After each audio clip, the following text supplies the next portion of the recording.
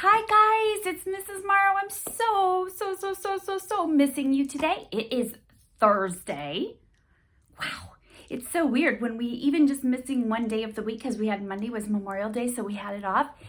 This week is like, wow, how's it already Thursday? I loved getting to see so many of you yesterday during guided reading, and I just keep apologizing for this teacher who is trying to figure out technology, but not exactly getting it all. I really wanted the shark stuff to be super cool, and I'm gonna keep trying. I'm not gonna quit. I'm gonna get it figured out, but it's still not there yet. So you see that today's gonna have a little bit of a mix, but I did want to get on here and read a story to you today because I haven't got to read to you for a couple days and I miss it. I miss reading to you and I miss getting to see everybody. So I thought, you know what? I've got a shark book. Today's the day. So I'm going to read to you Little Shark. It is an AR book. If you would like to take the AR test, I will put it on the link. Okay? So Little Shark. And I think this, look at this cover. Really look at that. Huh. Little Shark. What did you notice about that cover? What did you see? What can you infer? Here we go. In the dark deepness of the sea, Little Shark is born, along with 49 brothers and sisters. He's not very big, only about 10 inches long. Can you imagine if you were born with 49 other brothers and sisters at the same time? Shark mama, whoa! The huge mother shark swims away as soon as all her little sharks are born. So do Little Shark's 49 brothers and sisters. And Little Shark is all alone, on his own in the deep, dangerous sea. So they do things different than humans do, right? As soon as they're born, they're on their own. Can you imagine? Swim fast, Little Shark. This enormous sea is full of hungry sharks that are much bigger than you. They have plenty of sharp teeth to gobble up smaller fish, even sharks. They can't chew, so they bite off chunks of their prey with their sharp teeth and then gobble that chunk and swallow it in one swallow. So once they get that bite, remember how we talked about the teeth being able to tear before? We had talked about this. They bite in and then they swing it back and forth. They tear off that piece and then they swallow it without chewing it up. Can you imagine that? Don't try that at home. You are not a shark. Do not try to take a big bite today and just swallow it. That would not be good. Roy, you're not a shark. Don't do that. Little Shark is hungry too. Watch out, all of you tiny fish. Swim fast. Swim fast. Little Shark was born with plenty of sharp teeth. Most animals have to keep their grown-up teeth all their lives, but sharks can grow new teeth whenever they want to. Rows and rows of teeth. Sharks can feel the vibration fish in danger make when they swim, even when the fish are far away from them. Do you remember what we call that when you can feel that vibration? We talked about that a little bit. See? If you think you know the word, what that means when you can feel that vibration in the water, put it in the comments and I'll tell you if you're right. Now we turn our book this way.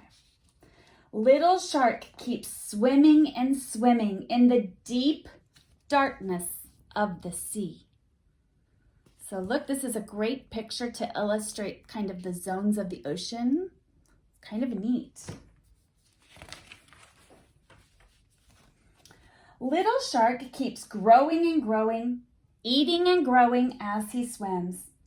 Most sharks have to keep moving or they will sink to the bottom of the sea. Their fins help them to keep swimming, even when they're asleep.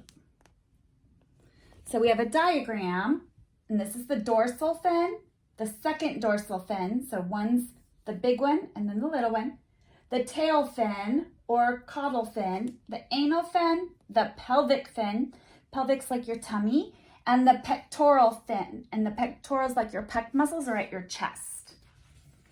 So can you imagine, even the whole time he's sleeping, he's swimming and swimming, swimming.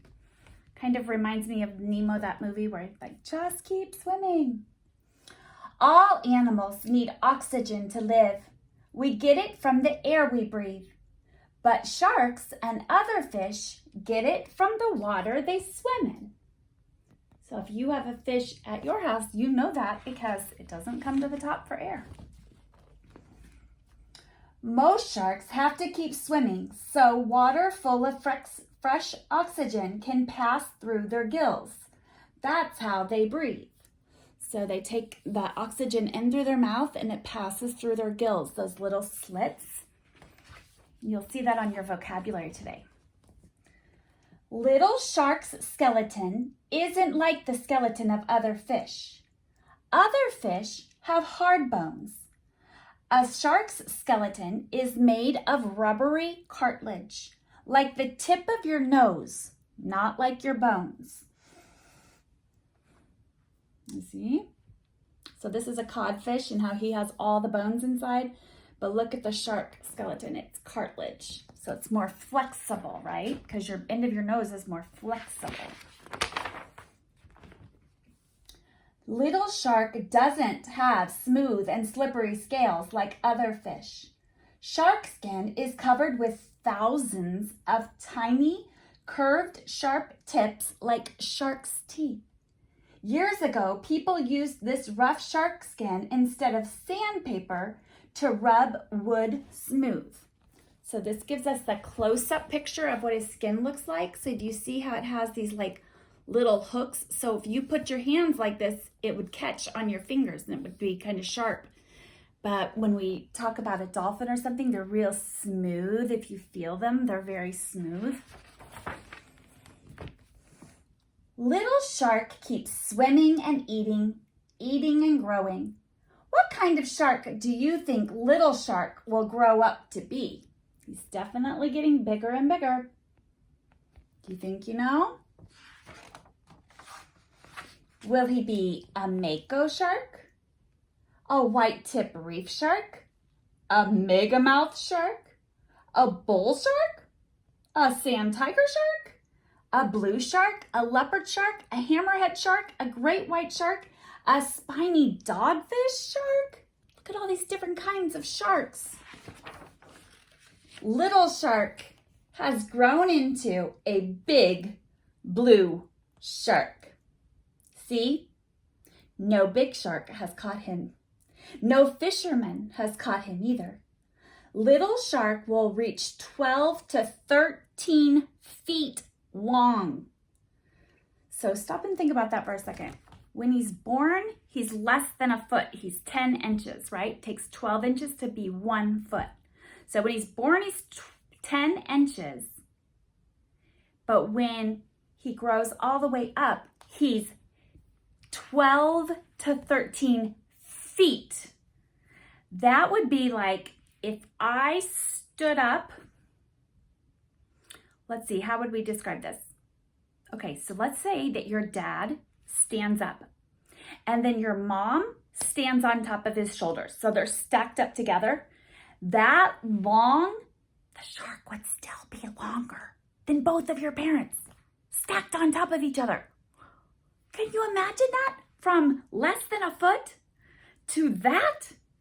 Yo! He will keep growing as he swims all around the world. How cool is that? And so this is, I like the back of this. It just says, science made simple for curious minds. But this is all facts. So this is a science book, right? This is a nonfiction book in the sense that it gives us facts, But there's a little bit of a story in it too, because it's acting like this is one shark. So that's kind of cool. I like it. But it just amazes me that they can go from being born and like the mom just leaves them like, bye-bye, baby, with all their brothers and sisters go off, and then they have to be very careful and kind of sneaky probably to not get eaten by a bigger fish or shark.